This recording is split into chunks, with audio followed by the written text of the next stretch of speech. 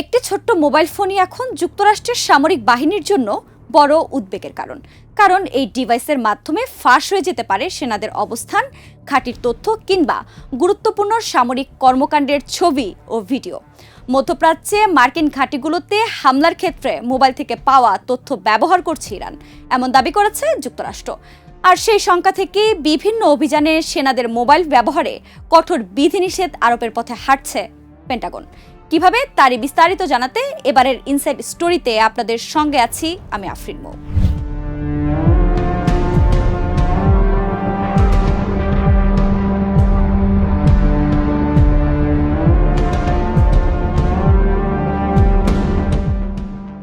নিজেদের সেনাদের কাছ থেকে কি মোবাইল ফোন কেড়ে নিতে চলেছে যুক্তরাষ্ট্র? হঠাৎ করেই কেন এমন সিদ্ধান্ত? এক মোবাইল ফোন দিয়ে কি না করা যায় তার সাক্ষী এখন যুক্তরাষ্ট্রই। মোবাইল ফোন ব্যবহার করতেও যেন এখন মারাত্মক চিন্তায় পড়েছে যুক্তরাষ্ট্রের সৈন্যরা, কারণ তাদের সামনে জমদূত হিসেবে হাজির ইরান। কিন্তু ঠিক কিভাবে মোবাইল ফোনের সাহায্যে মধ্যপ্রাচ্যে থাকা যুক্তরাষ্ট্রের সৈন্যদের বিরুদ্ধে হামলা চালাচ্ছে ইরান? সম্প্রতি মার্কিন কেন্দ্রীয় কমান্ড দাবি করেছে যে পারস্য উপসাগরীয় অঞ্চলের বিভিন্ন প্রান্তে থাকা যুক্তরাষ্ট্রের সামরিক ঘাঁটিগুলোতে 50,000-এরও বেশি সেনা মোতায়েন করেছে পেন্টাগন। তবে কি তাদেরকে লক্ষ্য করে হামলা চালানোর জোরদার প্রস্তুতি সেরেছে তেহরান? প্রশ্ন হলো, ইরানের বিরুদ্ধে যুদ্ধে কত সৈন্য হতাহত হয়েছে যুক্তরাষ্ট্রের?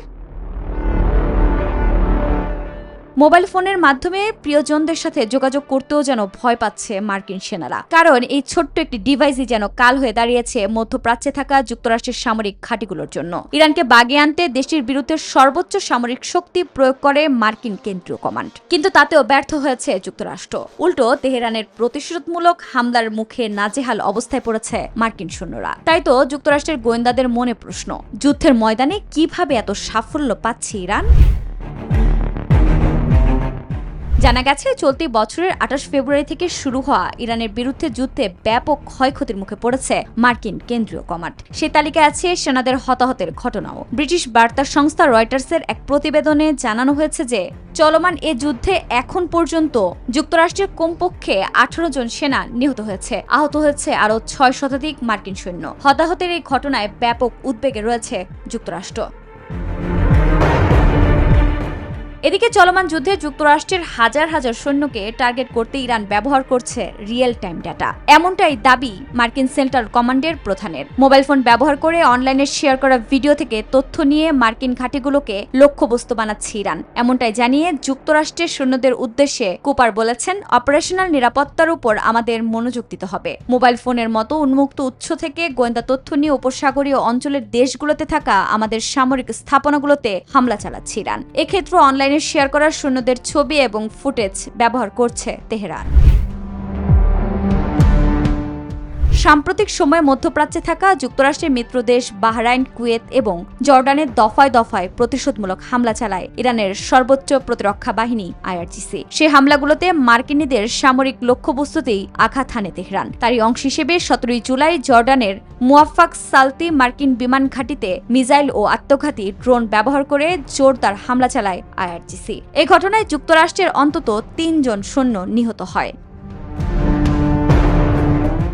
জানা গেছে, ইরানের সেই হামলা থেকে প্রাণ বাঁচাতে মার্কিন সৈন্যরা তাদের নির্দিষ্ট বাংকারে আশ্রয় নেওয়ার উদ্দেশ্যে ছুটছিলেন। সেই মুহূর্তে যুক্তরাষ্ট্রের একজন সৈন্য ক্যামেরা সহ মেটা স্মার্ট গ্লাস ব্যবহার করেছিলেন, আর বাংকারে লুকানোর দৃশ্য ক্যামেরায় ধারণ হয় সেই তথ্য ব্যবহার করেছে IRGC।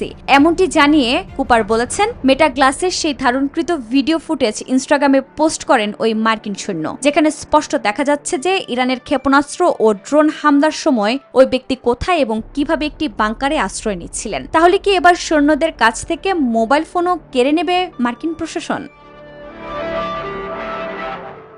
যুক্তরাষ্ট্রের গোয়েন্দারা বহুদিন ধরেই তাদের সৈন্যদের সতর্ক করে আসছে যে মোবাইল ডিভাইসের কিছু নির্দিষ্ট অ্যাপ্লিকেশনে অবস্থান সংক্রান্ত তথ্য মার্কিন বাহিনীকে লক্ষ্যবস্তু করতে কিংবা তাদের ওপর নজরদারি করতে ব্যবহার করছে ইরান। এমন উদ্বেগের মাঝে বিভিন্ন মিশন পরিচালনার সময় মোবাইল ফোন বাজেয়াপ্ত করার সিদ্ধান্ত নিয়েছে মার্কিন কেন্দ্রীয় কমান্ড। একের পর এক হামলা, পাল্টা হামলা আর নতুন নতুন মিত্রদের অংশগ্রহণে মধ্যপ্রাচ্যের সংঘাত আরও জটিল হয়ে উঠছে।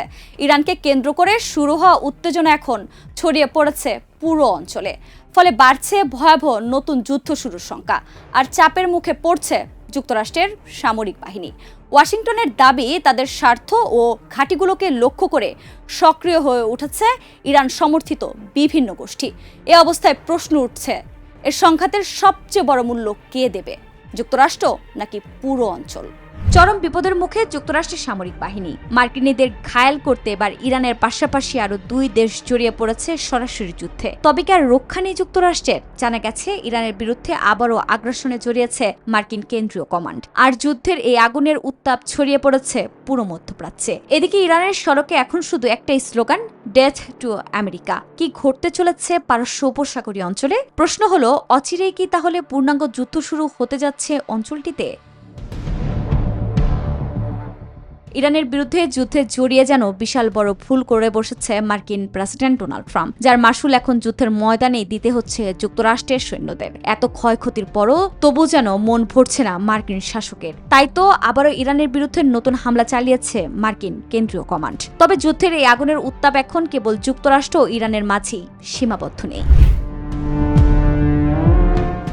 সম্প্রতি মিশরের ভূমধ্যসাগরীয় বন্দর দিমিয়েত্তায় থাকা যুক্তরাষ্ট্রের মালিকানাধীন একটি গ্যাস সংরক্ষণ ট্যাঙ্কারে ড্রোন হামলার ঘটনা ঘটে। এর পেছনে অবশ্য ইরানকেই দায়ী করেছে মার্কিন প্রশাসন। যদিও তেহরান বলছে জর্ডানে অবস্থিত মার্কিন সামরিক ঘাঁটিকে লক্ষ্য করে কয়েক দফায় মিসাইল ও ড্রোন হামলা চালিয়েছে ইরানের সর্বোচ্চ প্রতিরক্ষা বাহিনী আইআরজিসি। এছাড়াও হরমুজ প্রণালীতে অবৈধভাবে প্রবেশের জেরে কিছু জাহাজকে লক্ষ্য করে সতর্কতামূলক হামলা চালিয়েছে তেহরান। তবে এসব ঘটনার নেপথ্যে রয়েছে বহু কারণ। যুক্তরাষ্ট্রের আশকারায় পা দিয়ে ইরাকে থাকা পপুলার মোবিলাইজেশন ফোর্সেস নামে ইরান সমর্থিত একটি সশস্ত্র গোষ্ঠীকে লক্ষ্য করে মার্কিনীদের সাথে যৌথভাবে সম্প্রতি হামলা চালায় সৌদি আরব। এ সম্পর্কে ওয়াশিংটন ও রিয়াদের দাবি, ইরাক থেকে সৌদি আরবের বেশ কয়েকটি তেল শোধনাগার কেন্দ্রকে লক্ষ্য করে ড্রোন হামলার প্রতিশোধ নিতেই পাল্টা অভিযানে ইরান সমর্থিত সশস্ত্র গোষ্ঠীকে টার্গেট করে মার্কিনীরা, যার মাধ্যমে প্রথমবারের মতো যুক্তরাষ্ট্রের সাথে যৌথভাবে সামরিক সংঘাতে জড়ালো সৌদি আরব। এ ঘটনায় পপুলার মোবিলাইজেশন ফোর্সেস এর অন্তত 20 জন সদস্য নিহত এবং 32 জন আহত হয়েছে।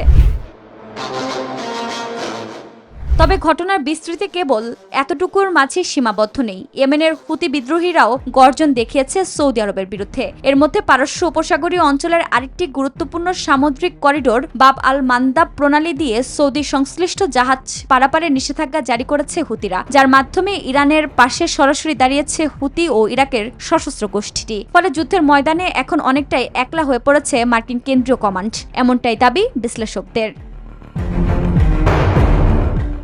যদিও যুদ্ধের এই যাত্রা যাতে আর বিস্তার লাভ না করে সেজন্য মার্কিন ভাইস প্রেসিডেন্ট জেডি ভ্যান্সের সাথে মুখোমুখি বৈঠক সেরেছেন সৌদি আরবের প্রতিরক্ষা মন্ত্রী প্রিন্স খালিদ বিন সালমান আল সৌদ। তাহলে কি যুদ্ধের ময়দান থেকে সরে দাঁড়াবে মার্কিন প্রশাসন? ইরানের বিরুদ্ধে আগ্রাসনের মাত্রা যে এখনই বন্ধ করছে না যুক্তরাষ্ট্র, তা আবারও প্রমাণ করেছে মার্কিন কেন্দ্রীয় কমান্ড। 30 জুলাই রাতে ইরান জুড়ে হামলা চালিয়ে যুদ্ধের ময়দানে পুনরায় উত্তাপ ছড়িয়েছে যুক্তরাষ্ট্র। তবে তেহরানের বিরুদ্ধে যুদ্ধ চলমান রাখাকে ঘিরেই এখন মার্কিনীদের মাঝে তৈরি হয়েছে নানান শঙ্কা। কারণ যুক্তরাষ্ট্র ভিত্তিক think tank centre for strategic and international studies তাদের এক প্রতিবেদনে দাবি করেছে যে ইরানের পাল্টা হামলা প্রতিহত করতে পর্যাপ্ত এয়ার ডিফেন্স সিস্টেমের সংকটে ভুগছে মার্কিন কেন্দ্রীয় কমান্ড। এই মুহূর্তে যুক্তরাষ্ট্রের সামরিক বাহিনীর কাছে 1000-এরও কম প্যাট্রিয়ট মডেলের ইন্টারসেপ্টর মিসাইল রয়েছে, যা প্রয়োজনের তুলনায় কম। বিশ্লেষকরা বলছেন, সমরাস্ত্র সংকটের কারণেই ইরানের বিরুদ্ধে পূর্ণাঙ্গ যুদ্ধে জড়ানোর সাহস দেখাতে পারছে না মার্কিন প্রেসিডেন্ট ডোনাল্ড ট্রাম্প। শুধু যুক্তরাষ্ট্র নয়, ওয়াশিংটনের পাশে দাঁড়ানো প্রতিটি দেশকেই সরাসরি হুঁশিয়ারি দিয়েছে ইরান। তেহরানের স্পষ্ট বার্তা, যে দেশ যুক্তরাষ্ট্রকে সহায়তা করবে তাকে ভয়াবহ পরিণতির মুখোমুখি হতে হবে। এর মধ্যেই বিশ্বের অন্যতম গুরুত্বপূর্ণ সামুদ্রিক বাণিজ্য পথ হরমুজ প্রণালীর উপর নিজেদের পূর্ণ নিয়ন্ত্রণের দাবি পুনর্ব্যক্ত করেছে আইআরজিসি। ফলে নতুন করে প্রশ্ন উঠছে, হরমুজকে ঘিরে কি আরো বড় সংঘাতের দিকে এগোচ্ছে মধ্যপ্রাচ্য? ইরানের শত্রু রাষ্ট্র শুধু যুক্তরাষ্ট্রকেই নয়, এবার তেহরানের সরাসরি হুঁশিয়ারির আওতায় এসেছে ওয়াশিংটনের মিত্র দেশগুলো। তেহরানের স্পষ্ট বার্তা যে যুদ্ধে যুক্তরাষ্ট্রকে সামরিক বা অন্য যে কোনোভাবে সহযোগিতা করবে তাকেই ভয়াবহ পরিণতির জন্য প্রস্তুত থাকতে হবে। শুধু সতর্ক বার্তাই নয়, বিশ্বের সবচেয়ে গুরুত্বপূর্ণ সামুদ্রিক বাণিজ্য পথ হরমুজ প্রণালীর উপর নিজেদের পূর্ণ নিয়ন্ত্রণের দাবি আবারও সামনে এনেছে ইসলামী বিপ্লবী গার্ড কর্পস বা আইআরজিসি। এই ঘোষণার পর আন্তর্জাতিক অঙ্গনে নতুন করে প্রশ্ন উঠেছে, মধ্যপ্রাচ্য কি আবারও এক সংঘাতের দিকে এগোচ্ছে? আর যদি হরমুজ প্রণালীকে ঘিরে উত্তেজনা বাড়তেই থাকে, তবে তার প্রভাব কি শুধু এই অঞ্চলে সীমাবদ্ধ থাকবে নাকি কাঁপিয়ে দিবে পুরো বিশ্বের জ্বালানি বাজার ও অর্থনীতিকে? 30 জুলাই আইআরজিসির এক বিবৃতির বরাত দিয়ে মিডল ইস্ট আই জানায়, যুক্তরাষ্ট্রকে যে কোনো ধরনের সহায়তা প্রদানকারী দেশগুলোর প্রতি কঠোর হুঁশিয়ারি দিয়েছে ইরান। বিবৃতিতে বলা হয়েছে, আক্রমণকারী শক্তির পাশে দাঁড়ানো কিংবা তাদের সহযোগিতা করার যে কোনো প্রচেষ্টার মূল্য চরমভাবে দিতে হবে। ইরানের ভাষ্য, যারা নিজেদের অবস্থান পরিবর্তন করবে না এবং যুক্তরাষ্ট্রকে সহযোগিতা অব্যাহত রাখবে তাদের জন্য অপেক্ষা করছে ভয়াবহ পরিণতি। যদিও কি ধরনের পদক্ষেপ নেওয়া যেতে পারে সে বিষয়ে বিস্তারিত কিছুই জানানো হয়নি। তবে আইআরজিসির এমন বক্তব্যকে অনেকেই এই অঞ্চলের নতুন করে কৌশলগত চাপ সৃষ্টির বার্তা হিসেবেই দেখছেন।